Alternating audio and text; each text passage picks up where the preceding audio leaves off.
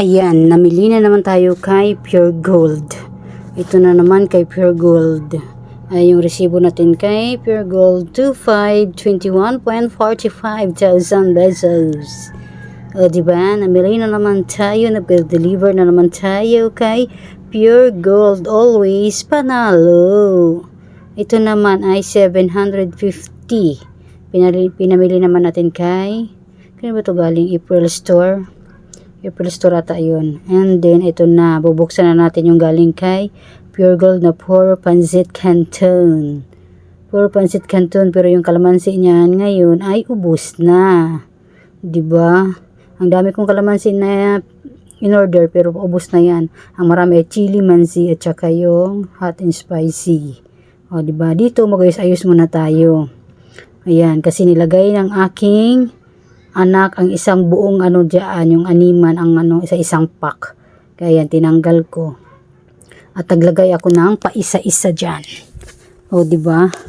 Ganyan ang gawin natin sa ating tindahan. Kailangan laging monitor ang ating mga paninda kung may mga pa ba, naka-display pa ba para mailagyan natin.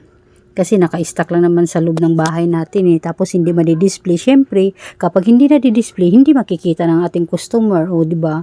Kaya kailangan may display natin, may labas natin para makita ng customer. Oy ate, meron ka pala niyan, pabili ako niyan, di ba? Kasi yung iba nahihiya din magtanong. Sa totoo lang, nahihiya yung iba magtanong. Ay minsan sabi nila, ay te, meron ka pala niyan. Oo, dapat magtatanong muna kayo. Tanong kayo sa akin kasi yung iba kasi hindi niyo makikita kasi ang liit na bintana natin. Magtanong kayo, baka meron naman ako nito, meron akong ganyan, tulad ng ito, nakatago. Ganyan ang ginagawa ko sa kanila. 'Di ba? Sa dami naming nagtitindahan dito sa loob ng subdivision. Sa awa ng Diyos, bihira lang din ako hindi nakakuta talaga. Siguro mga last month, siguro 3 beses akong hindi nakakuta. Talagang malungkot ang mukha ng ating tindera. Talagang basta hindi talaga nakakuta, talaga malayo talaga. Pero nangalahati naman siya sa kuta, sobra naman sa kalahati. Kaso lang hindi talaga siya umabot sa kuta. Siguro sunod-sunod 2 araw, tapos sunod araw naman. Ay, sabi ko, ay, bakit naman ganito? Hindi maaari ito. Kaya yun, sabi ko sa sarili ko. Talaga hindi talaga umabot sa kuta kasi may kuta talaga ako. Tindahan lang po yan. Binta lang po ng tindahan ko ang may kuta. Pero sa soft drinks, sa school supplies, sa GCash, and then sa tawag dito mga chichirya, okay lang yan, hindi ko inanuhan ng kuta yan. Pero yung sa tindahan talaga na nilalagyan ko ng kuta yan kada araw talaga, kada binta. Bago ako matulog talaga inaano ko yung binta ng aking tindahan kung nakamagkano ba ako. Basta yun yung may kuta ko. Minsan ngayon, pagpasok talaga ng April, siguro mga March mga kalagitnaan ng March, sabi ko ay salamat, lumalagpas-lagpas na ako sa kuta. Minsan sa gabi sabi ko, hala, ganun pa, kunti pa lang po magkaroon ako ng kuta, mag-open pa ako yan. Hanggang sa, ayan, nakakuta na ako. Minsan 10:30, 11, nakakuta na, sarado na.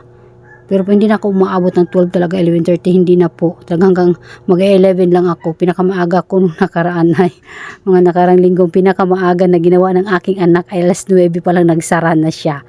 Kasi inaantok na daw siya kasi ako nakatulog na. Habang nagpapatulog ako dun sa bunso ko, nakatulog rin pala ako na di ko napansin. Nung nagising ako, sabi ko, ay, sarado na, madilim na. Sabi ko, nagsara ka na. Anong oras pa lang? 9:15 pa lang. Sabi niya, mama, kasi naantok na ako. Sabi mo rin kasi magsara na. Ibig kong sabihin, magsara na. Sarado mo na yung gate. Hindi yung tindahan na. Sabi ko, kailangan magsara tayo ng tindahan is 10:30 or 10. Ginising mo ko dapat. Ako na magbantay. Nahiya daw siya. Kaya ang ginawa niya, 9:15, nagsarado na. Ang dami nagchat sa akin. Uy, aga mo naman nagsara. Bakit nagsara ka na? Bibili pa ako. Nagchat talaga sila sa akin ng ganun. Pati ako nabibigla, Mars, bakit nagsara ka ng maaga? Mars, mag-Gcash pa ako, Mars. Uy, binabanatan ako ng mga chat ng aking mga kaibigan. Kaya pasensya na kayo, maaga nagsara ang aking anak nung time na yon kasi nga inaantok na daw siya. Ako naman nakatulog, di ba? Maganda talagang marunong kang makikisama sa ating kapwa tao talaga. Kasi doon, makikisama ka lang. Minsan di talaga may iwasan na may magagalit sa'yo, may maiinis sa'yo, namamalditahan sa'yo. May ganun talaga, di talaga maiwasan niya sa atin. Ayan, kayo ba mga kasari, may naririnig kayo ng mga bad side na galing sa ibang tao, galing sa mga customer? Ako naman, meron din naman sa akin. Talagang siguro, pag isang tendera ka, di siguro maiwasan yan. May nasusungitan talaga sa'yo, may nababaitan sa'yo, magpabalik-balik sa'yo. Kasi nga, yung iba nga, naririnig ko, ay, dito ako bibili sa UT kasi nakikipag-usap ka, nakikipagkaibigan ka. Yung mga good vibes din para sa iyo, 'di ba? Iba naman yung mga bad sides na ginagawa nila sa atin. Yung mga good vibes din naman, meron din naman.